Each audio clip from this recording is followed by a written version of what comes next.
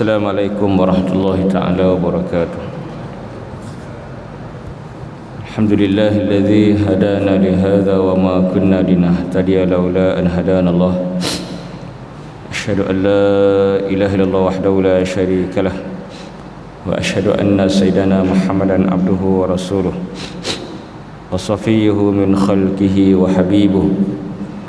Addal amanah wa ballagha risalah wa nassal ummah wa kashafal ghummah wa jahada fillahi haqqa jihadih. Allahumma salli wa sallim wa barik ala sayyidina Muhammad wa ala ali sayyidina Muhammad wa ala alihi tayyibin wa ashabihi al-hadin wa man tabi'ahum bi ihsanin ila yaumiddin. Rabbana shrah lana sudurana wa yassir lana umurana wahlul 'uqdatam min alsinatina yafqahu aqwalana. Rabbana la tuzigh qulubana ba'da idh hadaitana wa hab lana min ladunka rahmah innaka antal wahhab. Rabbana adkhilna mudkhala sidqi wa akhrijna mukhraja sidqi wa ja'al lana min ladunka sultanan nasira. Wala haula wala quwwata illa billahil aliyil azim. Amma ba'd.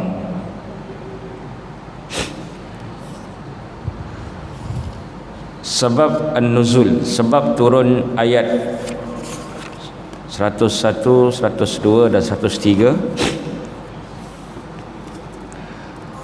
Kata Ibnul Jauzi, sebab turun ayat ini ada dua pendapat, ada dua riwayat.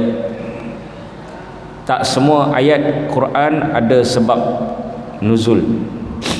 Ada yang ada sebab penurunan dan ada yang tidak bersebab. Adapun hadis dipanggil sebab wurud. Ada buku khas sebab wurud hadis, sebab apa hadis itu datang. Jadi yang pertama, sebab nuzul, sebab turunnya ayat ini, ahaduhuma, yang pertama, sesungguhnya orang-orang Yahudi seluruh atau semua yang dia tanya kepada Nabi SAW tentang kitab Taurat, pasti Nabi akan jawab. Nabi, seperti mana yang kita tahu, Nabi diberi wahyu oleh Allah. Wa ma yantiqu anil hawa in huwa illa wahyu yuha. Dan Nabi tidak mengikut hawa nafsunya, seluruhnya in huwa illa wahyun yuha, semuanya wahyu ilahi. Tidak ada yang sia-sia, tidak ada yang daripada Nabi. Jadi Nabi tahu, dan Nabi diberi wahyu tentang apa yang ada dalam kitab Taurat. Sehingga ada yang bertanya kepada Nabi tentang tis'i ayat, 9 tanda Nabi Musa alaihissalam, tis'i ayat Musa alaihissalam.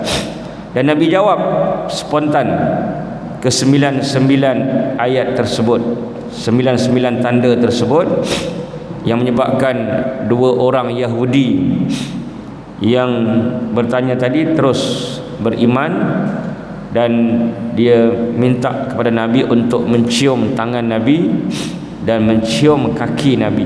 Bukan tangan je, kaki pun dia cium, kerana kagum dengan jawapan-jawapan Nabi sallallahu alaihi wasallam. Tetapi pada satu hari Nabi Muhammad sallallahu alaihi wasallam ditanya tentang sihir. Ditanya tentang sihir. Dan golongan Yahudi ini dia membantah jawapan-jawapan Nabi, berbalah, bergaduh, membantah Nabi. Nabi Musa pun dia bantah. Setakat Nabi Muhammad ni apa sangatlah, bukan Nabi dia kan, bagi dia. Dia memang suka membantah apa yang Nabi Musa berikan. Contohnya, wadkhulul baba sujjada, masuklah ke pintu Palestin dalam keadaan sujud. Tetapi mereka pusing ke belakang, bagi ponggong dulu. Mana korang sam, korang ajar, semua kurang kan. Bila Nabi Musa alaihissalam memerintahkan agar orang Yahudi meminta ampun dengan berkata hittatun naghfir lakum khatayakum, katakanlah wahai Bani Israel, hittah, pasti dosa-dosa kamu diampunkan. Tapi mereka tukar hittah menjadi hintah. Hintah ni gandum. Ini perangai dia orang lah.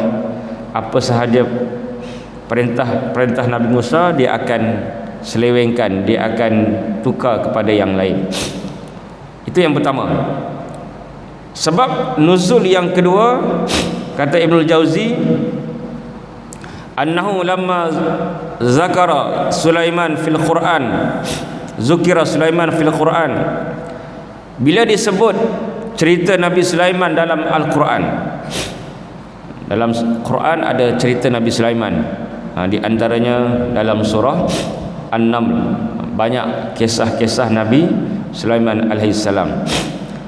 Lalu orang-orang Yahudi Madinah berkata, ala ta'jabuna li Muhammad yaz'amu anna ibna Daud kana nabiyan wallahi ma kana illa sahiran. Orang-orang Yahudi Madinah tak berpuas hati. Apa dia kata? Apa dia cakap? Ala ta'jabun li Muhammad. Korang tak pelik ke? Tak hairan ke dengan Muhammad ni? Dengan Nabi ni? Yaz'amu anna ibna Daud kana nabiyan. Dia menyangka anak Daud itu nabi. Demi Allah, sesungguhnya anak Daud hanyalah seorang penyihir. Dia tuduh Nabi Sulaiman seorang penyihir. Fanazalat hadhil ayah, maka turunlah ayat ini. Ayat apa? Wa ma kafara Sulaiman walakinna syayatin kafaru. Nabi Sulaiman tidak kufur, tetapi syaitan yang kufur. Nabi Sulaiman tidak ajar sihir, tetapi syaitan yang meletakkan buku-buku sihir di bawah tempat duduk Nabi Sulaiman alaihissalam. Kemudian kita lihat beberapa latifah ni maksudnya rahsia-rahsia tafsir dalam ketiga-tiga ayat ini. Yang pertama, kata pengarang kitab iaitu Syekh Muhammad Ali As-Sabuni. Tuan-tuan boleh pergi ke Masjid India, depan tu ada Fajar Ilmu, ada jual kitab ni. Yang pertama, rahsia tafsir ketiga-tiga ayat ini, kata Syekh Muhammad Ali As-Sabuni, tadammanat hadhil ayatul karimah ma kana alaihi al-yahud minal khabas wa fasaril niyah. Ayat-ayat ini mengandungi sifat-sifat buruk Yahudi, yaitu perangai yang keji dan niat yang tak elok, niat yang buruk. Wassa'i lil idrar bi ibadillah, dan perbuatan nak memberi kemudaratan kepada makhluk-makhluk yang lain. Kerana sihir ini memang menyusahkan. Sihir, saka, santau memang benar-benar menyusahkan, menderita sepanjang hayat. Ada yang kesakitan, ada yang gila, ada yang mati, macam-macam berlaku akibat asbab sihir-sihir ini. Jadi Yahudi dikenali dengan sihir-sihir tersebut. Fasihru lam yu'raf illa indal yahud. Pada zaman dulu, Yahudilah yang mempelopor, yang membawa sihir ni. Yahudilah sebagai pemula, pencetus, bukan pencetus ummah, pencetus sihir, pencetus sihir, PS. Tadi saya bangun pukul 3 pagi, tengok berita, teruk pagi tadi. Dia potong internet, sebelum ni dah potong, dia bagi balik sikit-sikit. Malam tadi lebih kurang pukul 1 pagi, dia potong internet, potong api, semua dia potong.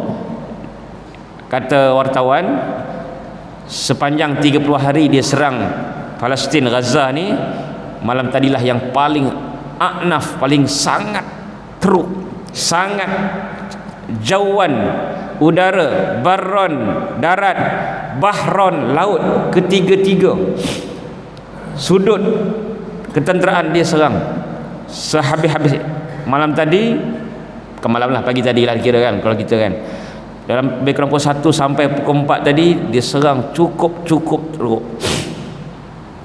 Kita jaga kan, pukul 3 pagi tengok tak ada lain lah, kita tengok berita pastinya kan. Tengok memang biasanya waktu pukul 1 pukul 2 tu lah yang diorang serang, sebab sana dah malam kan, dia serang malam, dia potong habis semua. Memang sangat teruk. Pagi ni saya nak tengok apa dia punya cerita, sebab dia tak boleh nak, sebab ambulans pun tak boleh nak dekat. Memang dia serang, orang muda kata gila-gila punya serang lah, sehingga wartawan kata inilah yang paling teruk sejak 30 hari yang bermulanya serangan-serangan ini. Jadi kita doalah terus. Tapi dalam masa yang sama, tempoh yang sama juga di selatan Tel Aviv, rumah-rumah kena peluru lah, roket-roket daripada Hamas dan juga daripada tentera-tentera mujahidin. Maknanya mereka walaupun diserang, mereka tetap boleh nak menyerang, bukan hanya diserang semata-mata. Kita doalah terus, doa kunut nazilah, doa dalam solat, di luar solat, sujud dan sebagainya, kita terus doa.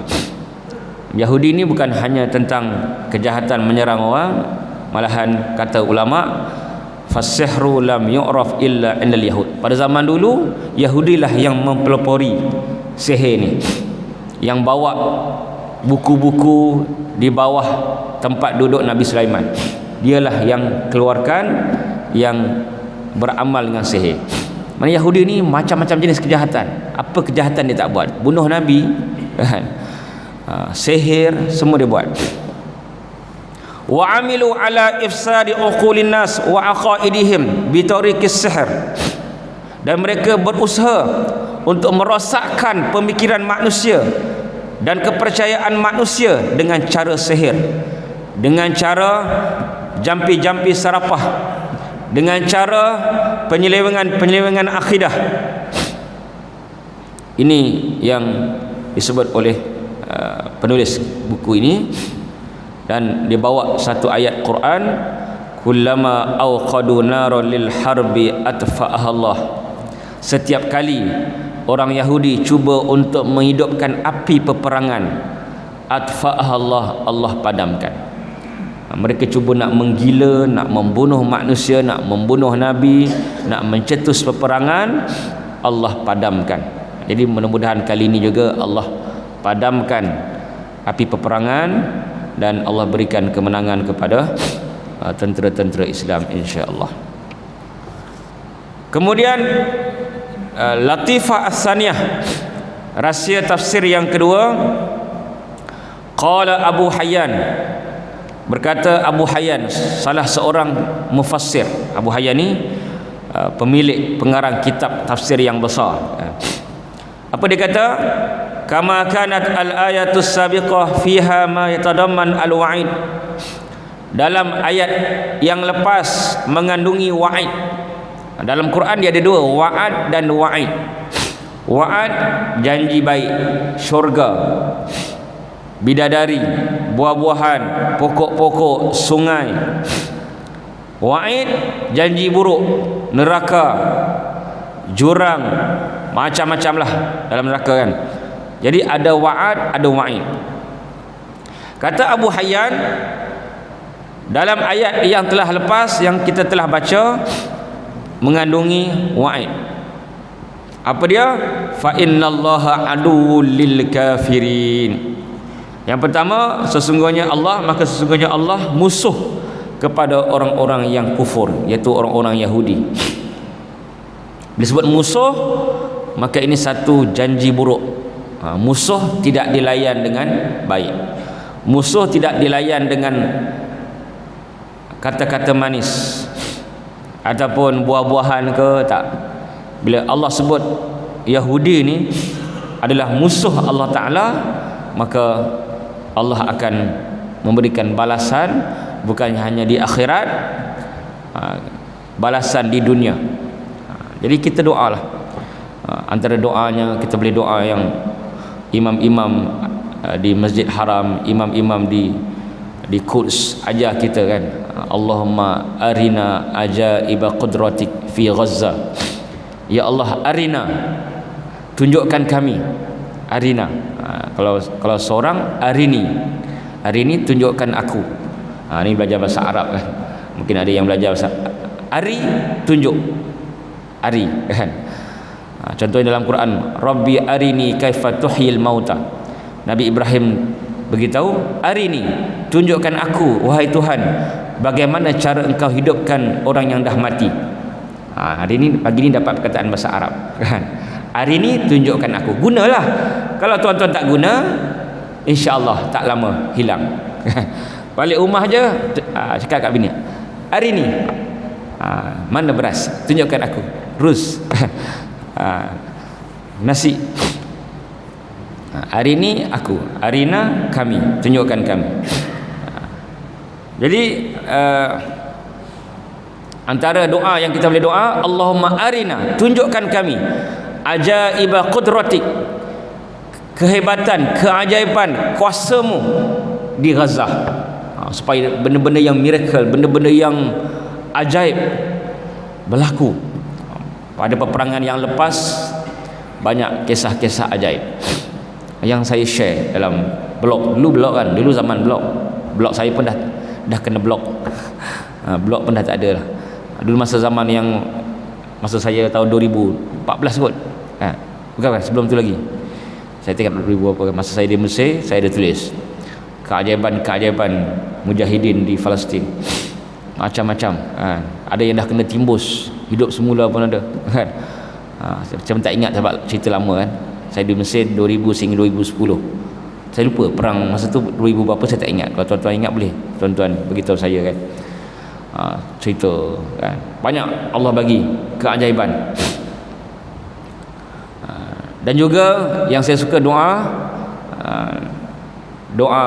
imam-imam di tanah Arab, Allah maj'al arda Gaza maqbarata junudil Yahud.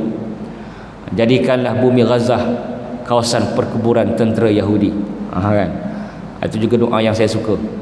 Itu bukan doa Nabi lah, doa imam-imam Arab, imam-imam mungkin Al-Quds, Masjid Haram ataupun masjid-masjid besar di tanah Arab. Dia suka doa apa? Ya Allah, jadikanlah, Allah maj'al arda Gaza, bumi Gaza, arda bumi, Gaza lah, makbarah ni perkuburan, makbaratul Yahud. Supaya kita doakan supaya di situ tempat terkuburnya tentera-tentera Yahudi kan. Yang saya tak puas hatinya, ada seorang tu tentera Yahudi nama Salman, viral dekat video, namanya Salman Habkah. Dia ketua Batalion 53. Sebelum dia masuk ke Gaza tu, dia buat video, dia bagi warning, hampa semua jaga, aku masuk hampa siap. Panjang lah, itu saya punya kesimpulan lah. Dia bagi warning lah, hampa siap jaga. Google je Salman Habkah kan, Haba Kaf tak merbutah. Nama Salman yang saya tak puas hati tu, awak nama sama kan. Dia bagi warning, tak lama lepas dia warning, dia pening mati kan. Jadi kita doa, itulah kita punya usaha kita. Jadi harap-harap pagi ni nanti saya masuk kereta, berita baiklah, banyak yang matilah puak sana kan. Kemudian yang kedua, Allah berikan kepada mereka gelaran fasik, jahat, wa ma yakfuru biha illal fasikun. Dan mereka ni golongan-golongan Yahudi yang mengamalkan sihir ni, mereka kufur dan mereka adalah golongan yang fasik, yang jahat. Jadi di sini dapat dua gelaran orang Yahudi yang mengamalkan sihir. Yang pertama, aduun, mereka musuh Allah. Kan kita doakan Allah wa dammir a'da ad-din, musnahkan, hancurkan musuh-musuh agama. Ada orang kata, ustaz kesian kat dia orang, asyik hancur je, ustaz ni negatif betul lah. Dia tengok keadaan lah kan. Kalau dah sampai teruk macam tu, 54 masjid yang dibedil paling kurang. Ada orang tanya saya, ni sebagai penutup lah, so saya sambung ayat ni. Ustaz, macam mana dengan boykot kan? Al-Azhar pun tak keluar fatwa tentang boykot pun kan. Kita sibuk nak boykot.